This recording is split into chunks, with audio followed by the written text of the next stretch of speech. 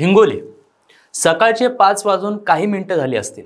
गावात अजूनही अंधार दाटून बसलेला असेल, लोक झोपेत असतील, पण एका घराजवळ मात्र अचानक हालचाल सुरू झाली। शेकडो बुटांचे आवाज, वॉकी टॉकीजची गर्जना आणि अचानक गेटवर प्रचंड आवाज। एकदम 100 पोलिसांचा ताफा थेट आमदार संतोष बांगर यांच्या घरावर धाड टाकतो।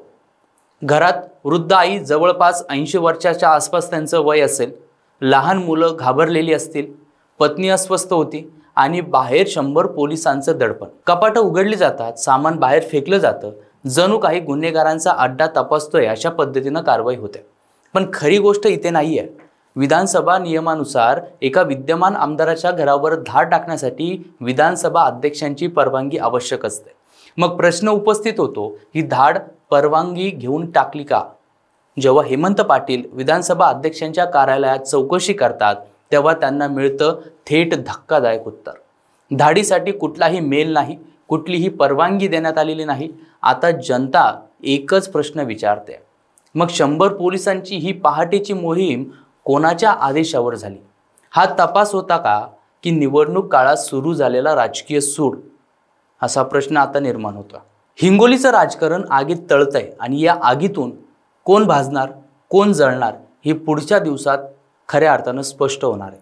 पण हे सगळं एकदम का झालं तेच आजच्या या व्हिडिओच्या माध्यमातून आपण सविस्तरपणे समजून घेऊ। नमस्कार मंडळी, तुम्ही पाहताय सत्य पे सत्ता, म्हणजे थोडक्यात पण महत्त्वाचं। हिंगोली नगरपालिकेची निवडणूक यावर्षी अभूतपूर्व वादाच्या भोवऱ्यात सापडली आहे। निवडणुकीची हवा सुरू झाली आणि राजकारणाची धूळ उडवायला सुरुवात झाली। पण यावेळी या धुळीनं एवढा जोर घेतला की संपूर्ण मराठवाड्याचं लक्ष आपोआप हिंगोलीकडे वळलं। शिवसेनेचे आमदार संतोष बांगर आणि भाजप आमदार तानाजी मुटकुळे यांच्यातील संघर्षानं वातावरण तापलं होतंच, पण त्यात भर पडली ती एका पहाटे घडलेल्या धक्कादायक धाडीमुळं। गेल्या काही दिवसांपासून मुटकुळे आणि बांगर यांच्यात आरोपांची सरबत्ती सुरू होती। मुटकुळेंनी थेट असा दावा केला की शिवसेना फुटल्यानंतर रडत रडत उद्धव ठाकरेंकडे राहण्याची ग्वाही देणारे बांगर ही नंतर 50 कोटींच्या लोभामुळे शिंदे गटात गेले। हा आरोप हिंगोलीत चर्चेचा विषय ठरला, त्यामुळे राजकीय तापमान वाढत गेलं। समर्थक सोशल मीडियावर भडकले। त्याचवेळी शिवसेनेचे माजी खासदार हेमंत पाटील यांनी समोर आणलेली माहिती तर संपूर्ण वातावरणच उलथून टाकणारी ठरली। हेमंत पाटील यांच्या म्हणण्यानुसार पहाटे 5:30च्या सुमारास तब्बल 100 पोलिसांनी संतोष बांगर यांच्या घरावर धाड टाकली। हो, 100च। सामान्य गुन्हेगारी प्रकरणात एवढं मोठं पोलीस बळ कधीच उतरवलं जातं असा प्रश्न त्यांनी केला। सामान्य तपासासाठी एवढं मोठं औचित्य बाळगलं जात नाही, म्हणूनच हा मुद्दा लगेचच चर्चेत आला। घरात वृद्ध आई, ज्यांचं वय जवळपास 80 वर्षाच्या आसपास आहे, त्यांची तब्येत आधीच ठीक नसल्याचं सांगितलं जातंय। घरातील लहान मुलं अजून उठली नव्हती। घडामोडींचा धक्का कुटुंबियांना बसणं त्यामुळे स्वाभाविकच होतं। धाडीच्या वेळी पोलिसांनी संपूर्ण घरातील वस्तू तपासल्या, कपाटं उघडली, फाईल्स पाहिल्या, शेल्फमधील सामान बाहेर काढलं। हेमंत पाटील यांनी ही पद्धत अतिशय अमानवीय आणि असंवेदनशील असल्याचं सांगितलं। या प्रकरणाचा सर्वात महत्त्वाचा मुद्दा मात्र दुसराच होता। आमदार हे संविधानिक दर्जा असलेले लोकप्रतिनिधी असतात। त्यांच्या घरावर छापा टाकण्यासाठी विधानसभा अध्यक्षांची परवानगी अत्यावश्यक मानली जाते आणि हा नियम अगदी स्पष्ट आहे। म्हणूनच पाटील यांनी थेट विधानसभा अध्यक्षांच्या कार्यालयाशी संपर्क साधला, पण अध्यक्ष कार्यालयातून आलेलं उत्तर तर राजकीय वर्तुळात भूकंप पाडणारं ठरलं। धाडीसाठी कुठलाही मेल आलेला नाही, कुठलीही परवानगी दिलेली नाही। हा मुद्दा समोर येताच मोठा सवाल निर्माण झालेला आहे। मग ही कारवाई झाली तरी कोणाच्या आदेशावर?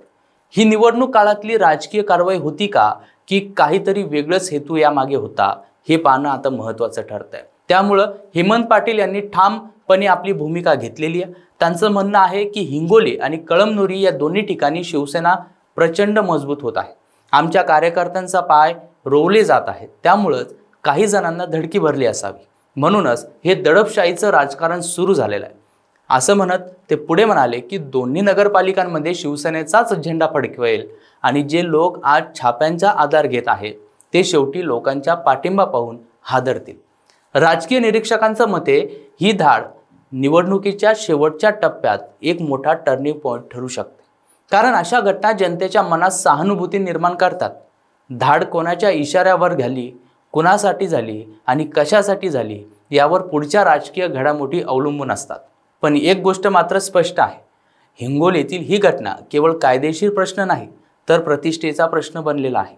निवडणूक जिंकणं वेगळं, पण प्रशासनाचा वापर करून प्रतिस्पर्ध्यावर दडपण आणल्याचा आरोप सहसा सामान्य नसतो. या संपूर्ण प्रकरणामुळे हिंगोलीचं राजकारण उकळत्या भांड्यासारखं झालेलं आहे. एक छोटी ठिणगी सुद्धा आता मोठी आगीसारखी पेटू शकते. प्रचाराचा सूर कडक झालेला आहे, कार्यकर्त्यांमध्ये संताप आहे आणि जनता मात्र प्रकरणाचं सत्य जाणून घेण्यासाठी आतुर झालेली आहे. निवडणुकीत असे प्रसंग नेहमीच गेम चेंजर ठरतात आणि हिंगोलीतील हा प्रसंग त्यापैकी एक धडकी भरवणारा आहे. राजकीय हालचाली बदलणारा आहे आणि हा पुढचा निकाल ठरवणारा आहे. त्यामुळं येत्या काळामध्ये या प्रकरणात काय नेमकं समोर येतं ते पाहणं खूप महत्त्वाचं ठरणार आहे. बाकी मंडळी, तुम्हाला या संदर्भात काय वाटतं ते कमेंट करून नक्कीच कळवा आणि अशाच माहितीपूर्ण व्हिडिओसाठी पाहत राहा सत्य पे सत्ता, म्हणजे थोडक्यात पण महत्त्वाचं. अहो मला सारखा दम लागतोय हो. आज माझा अजिबातच मूड नाहीये. मला ना कसं तरी होतंय. माझ्या हातापायाला मुंग्या येतायत. माझं खूप डोकं दुखतंय आज. अहो माझ्या थायरॉइडच्या गोळ्या संपल्या आहेत, लवकर आणून द्या ना. या सगळ्या कुरकुरी आपण देखील रोज ऐकता का? हो ना. अहो या त्रासावर सोपा उपचार आहे. डॉक्टर चाटेज होमिओपॅथी क्लिनिक.